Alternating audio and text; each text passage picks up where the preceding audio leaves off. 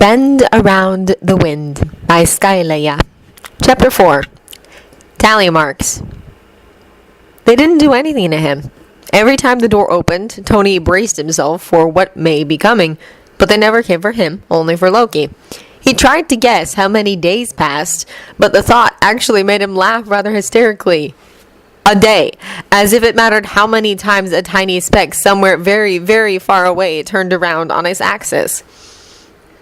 Whenever the guards came for Loki, he called it a morning, and evening was whenever they brought him back and gave them some water and something that could be called food if one exaggerated. Not knowing the passage of time was driving him crazy, starting with the first few months that he slept through. So he started counting the days, including the day they were tossed into the cell. They had been here for 8 days already. He had absolutely no idea how many hours these days had, though, but he still called it that. For 8 days now, they dragged Loki out for quite a long time, and brought him back bloody and beaten up. For 8 days now, Loki laughed at them when they tossed him back inside, and there was not a single guard that didn't have some sort of injury acquired from the god. And Tony just watched and waited, but no matter how much time passed, there was no way out. He couldn't see any. So just as before, he just tried to keep it together. Day 17 was the first time Loki didn't laugh as he was brought back into the cell, but judging by the angry red marks around his neck and the amount of blood he was spitting out, it had more to do with his injuries than anything else. It was more than unnerving to see how Loki looked every morning and compare it to what state they brought him back. Watching how his flesh knit itself back together as the hours passed, then see how new damage was done all over again the next day. They never really talked to one another, and the silence was also not doing anything good to Tony's nerves. He couldn't sleep. He could blame a number of things, the too uncomfortable floor, Loki being in the same cell, thus making it impossible not to be alert and on edge, or, of course, the nightmares that tried to take over his mind more frequently as the time passed. At least Loki hadn't threatened or attacked him. Small mercies. He also noticed how Loki looked worse and worse as the days went by. He was healing rapidly, but the more injuries there were, the slower the process became, and sometimes he was still bruised when the door opened for him to be taken away again. Tony had a fairly good idea why they did not touch him yet. He was mortal, a lot less sturdy than someone like Loki, and they needed information from him, so they couldn't risk injuring him too much. He had a sick, cold feeling in his gut that told him that making him see what was happening to Loki, what their captors were capable of, was their way of making him more agreeable. It was happening slowly, very slowly, but it was happening. The guards having fewer injuries, Loki healing a little slower. They were all signs leading up to the inevitable. On day 31, when Loki just sat next to the wall, his every breath a wheezing, wet sound in the cold cell, Tony could not take the silence anymore.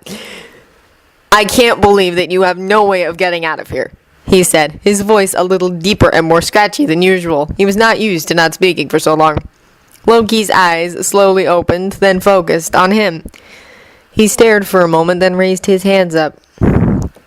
"You may have guessed, but my magic is sealed away," the god told him. Now that Tony looked at it, Loki's shackles were indeed different looking from his own. There were engraving on it. Some looked like runes, and some were symbols Tony had never seen before. "So you can't heal that either?" Tony asked, gesturing at Loki's chest. That wet, wheezing breath had to do something with his lungs and 1 or 2 cracked ribs. "It will heal," Loki said. "What do they want from you?" "Nothing. I thought that there were things you needed to tell them." "I always have things to tell, but not many are interested in my words." The god took a larger breath and straightened up a little. Tony heard the sound of bones shifting, popping back into their place. Loki then let out a breath and slumped back down to the wall. His face was mostly blank, but not as impassive as Tony was used to seeing it. He was probably tired. "So why are they—" "It does not concern you, Stark." Day 32 was the first time Loki was unconscious when they brought him back. For long minutes, Tony stared at the dark, lean figure lying on the floor, not knowing what to do. In the end, he didn't have to decide, as Loki came to pretty soon. He didn't say a word, just slumped next to the wall in his usual spot. He was deadly pale, even more so than usual. When Tony caught the long, deep gashes on his forearms, he realized why. Blood loss. Day 31 turned out to be the last time Loki laughed. Day 37 brought them a new cellmate. Thin little guy, scared out of his mind, obviously his first time in a cell like this. He was a little green. Literally. Not Hulk green, but green nonetheless, and Tony couldn't understand a thing he was saying, and vice versa. He contemplated asking Loki to translate, or whatever he could do that made him understood, but it was fairly obvious that the Aesir did not care about the man. Not like Tony really needed to understand. He started wailing and crying and most likely begging at the door only after a few hours. Then he screamed. That was the moment Loki snarled some pretty colorful threat at him. After that, green guy moved into a corner as far away from Loki as possible and stayed silent. There was a part of Tony that kind of wanted to reassure him or calm him down. Something. But then he caught the man's green eyes and it made him reconsider. He was not a coward, but ever so suddenly he moved away a bit. It brought him closer to Loki, which normally would not be good, but at least the god didn't look at him like he wanted to have a bite at him. The literal, bloody, non-sexy kind of bite. He couldn't say the same about the green guy. The more time passed, the more cautious Tony became. Their new roomie was definitely tracking his every move with his eyes. He didn't sleep at all that night, and while the green one slumped down and slept, he managed to move even further away from him without having to be careful, putting Loki between them. At least the Aesir didn't comment on it. Again, small mercies. It was ridiculous, though, that Loki was actually the lesser of two evils. Lesser of several evils, even. On day 38, when the door opened, the green one cowered in the corner, then started to screech again when the guards went for him. Loki sat impassively about 5 feet away from Tony, while the human kept his eyes on the guards as they dragged the green one out. He could hear his shouts even after the door closed. Then it quieted down a little and turned into the unmistakable sound of begging. There was silence for a while after. When the screaming started, Tony was annoyed that he startled. He still recognized the green one's voice. He was screaming, not in fear anymore, but in agony. It went on and on for what seemed like hours before it quieted down again, then vanished altogether. Tony could hear the blood pumping in his ears. The alien might have been dangerous, maybe even something horrible, but listening to this was a different matter. Your instincts were surprisingly accurate, Loki spoke suddenly. Tony turned to look at him. They were sitting by the same wall now after Tony's relocation. About? He asked. That beast wanted to eat me. Yeah, it was hard not to notice. He shouldn't be glad, not after what he was just listening to, but it was good that the green guy was not coming back. It may have been problematic. You, on the other hand, did not look so tasty to him, he commented. Monsters rarely do. Tony had to wonder who the monster Loki was talking about was, because it didn't sound like he meant the green man. The guards came back for Loki not long after. Tony realized that they could hear every scream, every cry, every single second of the green man's torture. But there was never any sound from Loki. After day 40, Loki dramatically worsened. He constantly had some unhealed wounds, and his sickly paleness became constant. Tony was literally watching how they slowly and methodically broke him apart. Knowing how much Loki fought at first, knowing what he was capable of, and seeing this happening was not doing anything good to Tony and his state of mind. He literally did nothing for the past 40 days. He started to exercise some when Loki was gone, just so his muscles wouldn't start failing on him. He's taken on the habit of walking up and down in their cell. Not that there was anywhere to go, really, but he had to move. 40 days and he still didn't see a way out. He didn't really know where they could go beyond the door. And also, he hated to admit it, but he dreaded the day the guards would finally take him out instead of Loki. Because while he didn't know exactly what they were doing to him, he could see its effects on the god. Tony was only human, and these guys definitely knew what they were doing. On day 46, Loki was unconscious again when they brought him back, and this time, he didn't wake up immediately. Tony stared at him for a few minutes, then reminded himself that he was supposed to be the good guy and went to move him to the wall, making him sit up. Loki didn't wake. He was still unconscious when the guards brought them food and water. Seeing that Loki was not awake, they didn't leave his share in the cell.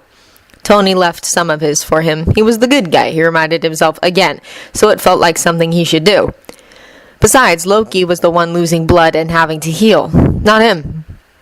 When Loki finally woke up, Tony already moved back away from him.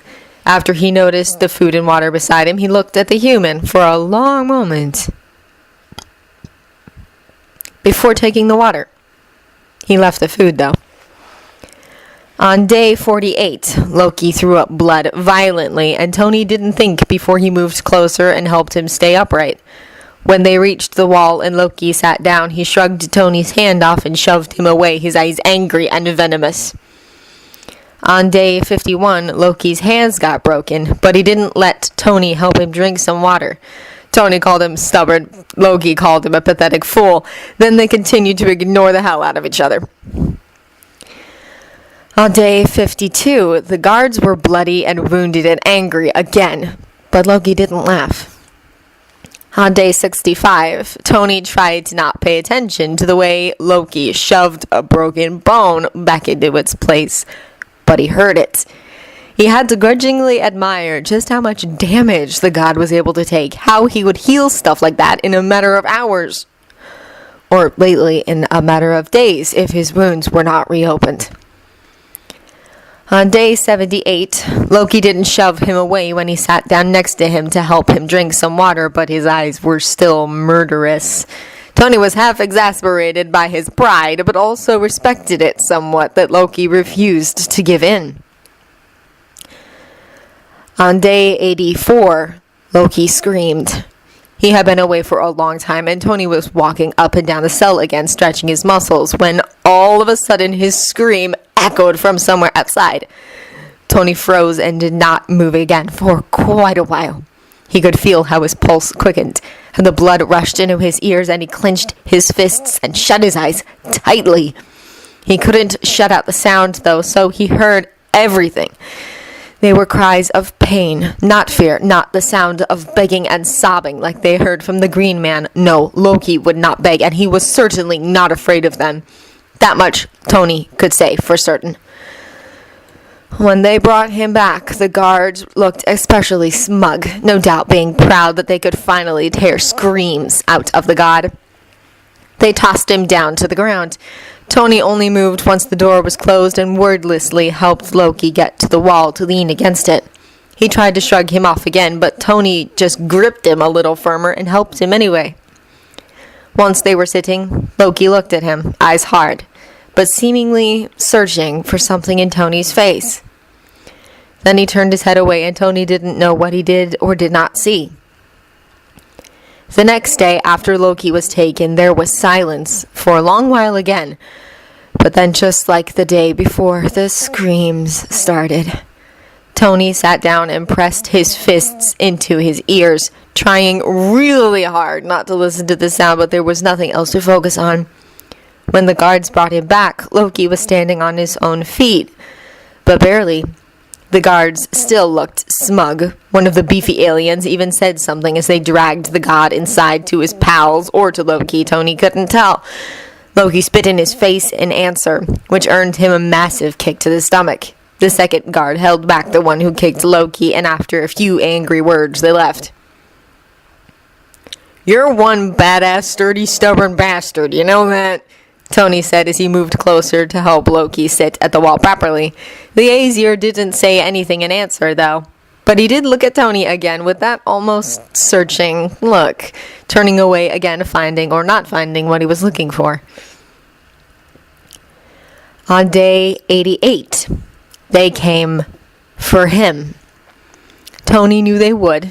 He was expecting it for a long time now.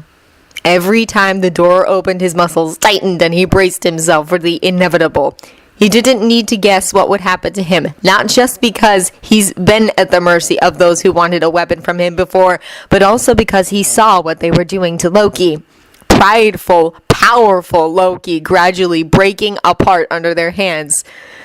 Tony was only human, but he swore to himself that he would not give in easy, and that he would never tell them what they wanted to know. There was only one thing to do: bear it as long as possible and search for any way of escape when he was outside of their cell, taking a look at everything. So when the day did come, he squared his jaw and let himself be dragged outside. He was sure Loki's eyes followed him, but he didn't look back at him. Would he look pleased that Tony was about to suffer, finally, that he will have more time to heal while their captors were busy with Tony? Or was he wearing his indifferent mask? He couldn't guess, and he didn't want to look. The six-fingered one was there first, asking him to tell them about the weapon. After all, he knew what would happen if he didn't. Tony told him with a smile that he could kiss his ass. Loki smiled. Loki laughed at them, fought them, and no way some crazy god who wore a gold-horned helmet would do better than Tony Stark. They could hurt him, but they would not break him. He would not fear them. So when he was dragged away to a room that was all too obvious in its function, Tony quickly grabbed a nearby blade just before they could tie him down and sank it into one of the guards. He got hit for it hard, but worse would follow, and hearing the pained shout and seeing the deep stab wound was somewhat satisfying. He also promised to himself that he would not scream. Later, he would. He knew he would. But not now. He kept his own promise for 10 days, and he was unable to. On day 100, he landed on the cell floor with a heavy thud. His injuries were painful, but never too damaging. They needed him alive, after all. He still didn't know a way out, and it was getting hard to remember Pepper's smile because it seemed just so very far away and like something that he last saw years ago. He felt two hands on him as he was pulled upright. He was not as prideful as Loki, so he didn't push him away. He even thanked him for moving him to the wall. Loki didn't reply, but also didn't move away, sitting down a foot away from Tony. On day 100, Tony stopped counting the days.